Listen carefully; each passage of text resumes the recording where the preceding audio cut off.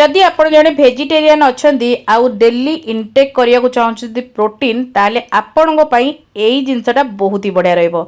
आज आम बनैबा सोयाबीन तरकारी। बहुत लोग सोया बड़ी रु बहुत प्रकार रेसिपी बनै खाई हेले सोयाबीन कथा बहुत लोग जानी भी नथिबे। सोया बड़ी यही सोयाबीन रु ही तैयारी होता है। नमस्कार, ओडिया बो रोषे को आपण मानकु बहुत बहुत स्वागत।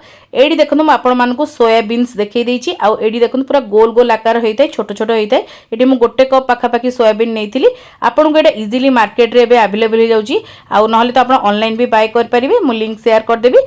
प्रथम ये सोयाबीन को भल भाव धोई नबा, तापर 4 ରୁ 5 घंटा पई याकु भल भाव माने सोक करबा, माने बतुरे की रखिबा। तापर एटा एमती फुली जिवो जेमिति हमें नॉर्मली मटर बुट बतुरे थाउ सेमती ही बतुरे नेबे। तापर हमें एटी प्रेशर कुकर रे ऐड कर नबा आउ एथिरे अल्प किछि पानी ऐड करबा। टिके अधिक पानी देबे, एटा टिके सिजिया को अधिक पानी नै थाए। तापर टिके लूण दे देबा स्वाद अनुसार आउ हळदी दे देबा। आ एठी मो अधा केवल लूण पकेइछि सोयाबीन को देखिकि, तरकारी पे मो अलगा लूण पकेइबी। तो एठी भल भाव मिक्स करके आमे आकु 4 ରୁ 5टी हुइसेल मीडियम फ्लेम रे लगे नबा। तो बहुत बढ़िया भाव सिझी जिवो। आउ सिझी गला परे म आपण मानकु देखौछि केमति रहइबो। एटा टिके हमर गोटा गोटा हेकि रहि थाए 5टा हुइसेल परे मध्य। आगु को भी आमे तरकारी रे टिके फुटेबा, तो सेही अनुसार आपण कुक करबे। जदि आपनको बेसी सिटी दे देबे एटा पूरा घांटी हे जिवो, जमा भलो लागिवोनी। तेनु करी आपण 5टी सिटी ही लगेबे मीडियम फ्लेम रे। तो एठी देखोनु म आपण मानकु देखै दोछि सोयाबीन पूरा गोटा गोटा हेकि अछि, किंतु बढ़िया भाव सिझिछि। आउ जदि आपण प्रेशर कुकर रे अधिक सिटी लागुछि ताले आपण आ गोटे दुटा सिटी अधिक मध्य देई परिबे। तो एठी बढ़िया भाव हमर सोयाबीन सिझि जाइछि। तापर आमे तरकारी रो प्रस्तुत करबा। एई तरकारी पे हमर बेसी किछि मसला व्यवहार हुए नाही, बहुत ही नॉर्मल घरे मसला रे आमे रेडी करबा। प्रथमे कड़ाई को गरम करके एठी सोरिष तेल 2 ରୁ 3 स्पून गरम करके प्रथमे आलू किछि भाजी नबा। आपण चाहिले आलू को सोयाबीन सहित मध्य सिझेई परिबे, किंतु एमती टी भाजी नेले आलूटा खाया को भल लगी थाए। आउ आज मु भाजी की बनौथली, मु बेले बेले सिझे की भी मध्य बनै थाए। एठी प्रथमे पूरा लाल करके आलू को भाजी देबे, जा द्वारा कि टेस्ट बढ़िया आसीबो। एठी देखुन आलू हमर भाजी गेलानी। एबे कोन करबा, हमें आलू को सब काढी नबा। आ बळी जाइतबा तेल रे ही हमें तरकारी प्रस्तुत करबा। एथिरे बेसी तेल लागिनी, 2 ରୁ 3 स्पून रे ही बहुत बढ़िया हमर तरकारी रेडी हे जिवो। तापर बळी जाइतबा तेल रे हमें किछि गोटा गरम मसला देबा, तेजपत्र गोटे सुखिला लंका देइछि, जीरा देइछि, खंडे डालचीनी देइछि, 2टी गुजराती देइछि। भल भाव टिके भाजी गला परे गोटे बड़ साइज रे मु पियाज नेइथिली, सेथरो फाळे मु एठी काटिकी देइछि।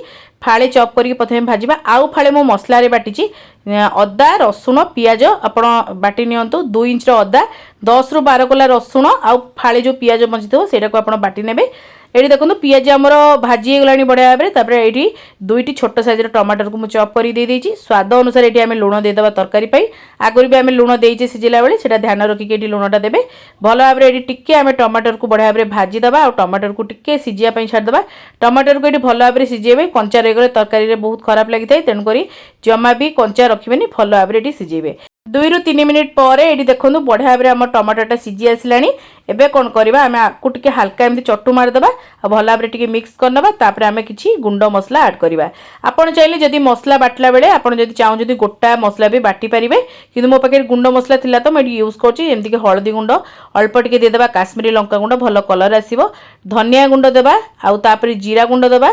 तापर अल्प टिके आपण एटी किचन किंग मसला दे परिबे, नने चिकन मसला दे परिबे, नले तो आपण छोले मसला भी दे परिबे। जहा आपण पाखे अवेलेबल अछि आपण दे दियंतु।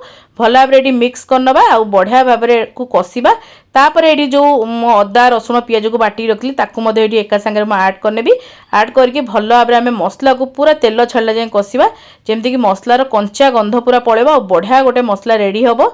आगुरी भी मो चैनल रे मो बहुत प्रकार डाली हैला, एमती काबुली बुट हैला किंबा चणार रेसिपी हैला, मुगर रेसिपी हैला, बहुत प्रकार डालमार रेसिपी हैला, डाली रेसिपी हैला अपलोड करछि। जदि ए जाय देखि नांदी निहाती डिस्क्रिप्शन चेक करिवे, सेठी आपनको सबुर लिंक मिलि जिवो। आउ एबे तो मु सब जाक हेल्दी रेसिपी बनाउछि, जो माने वेट लॉस जर्नी रे भी अछंती से माने ए सब रेसिपी को बनिक मधे खाइ परिबे अल्प क्वांटिटी रे। तो एठी देखनु भल भाबरे एठी मसला हमर कसी गलानी।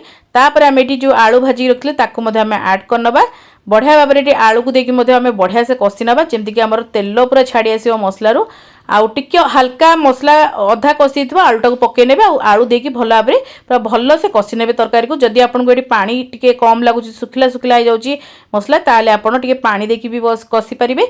तो एठी देखुन भल भाव में मसला हमर कषि गलानी। तापर हम सिझेकी रखिथिबा सोयाबीन को एठी ऐड करनबा। तापर लो फ्लेम रे आम भल भाव मिसेदेवा और 10 मिनिट बढ़िया भाव कुक होगा छाड़देवा। 10 मिनिट भितर आम सोयाबीन में बहुत बढ़िया भाव मसलार पानीटा पशिज आ खाइबा फिका लगे बढ़िया लगे। ये देखो हल्का पानी अधिक अच्छी टी गाढ़ा आम तरकारी आई तरकारीटा आगू जाकि गाढ़ा हो जाए रंधा सरला तेणुक पानीटा आप देखिकी ही रखिए। ये मोर पानी पूरा परफेक्ट थिला। एबे टिके मु घोड़ी 10 मिनिट रखी नौची। तापर 10 मिनिट पर ये देखो आम तरकारी पूरा रेडी। लास्ट को केवल ये हल्का टिके आप दिंतु कंचा लंका दे पारे। मुझे राग टे देती जदि आपको पसंद नुह ताले लंकाटा को स्किप करने। गरम मसला निहाती ऐड करेंगे। गरम मसला धनिया पत्र ये ऐड करनवा आ भल भाव मिक्स करके गरमा गरम रुटी भात परोटा पूरी आपको जो थे पसंद आप खाईपारे। बहुत ही बढ़िया लगी है। हेल्दी आप सहित टेस्टी होता है। केमती लगिला छोट रेसिपीटी निहाती कमेंट माध्यम जनइबे। भल लगी लाइक करेंगे शेयर करेंगे। चैनल जदि नुआ देखुं सब्सक्राइब करने को भूलें। आदि फेसबुक पेज नुआ कर देखुं पेज को निहाती भाव फॉलो करेंगे। सेठी लाइक शेयर करेंगे आउ कमेंट माध्यम आपण मतामत को शेयर करेंगे। जदि एजे मोर इंस्टाग्राम पेज को फॉलो करना सेठी फॉलो करनी आउ सेठी बहुत बढ़िया बढ़िया जिन पोस्ट करता है। जदि किसी नुआ रेसिपी देखा चाहते निहाती कमेंट माध्यम जनइबे। मुझे निश्चिंत आने को चेष्टा करी। आगू ओडिया बो एमती बहुत सारा बढ़िया बढ़िया रेसिपी सब नहीं आसो। तो आज ये जय श्री जगन्नाथ।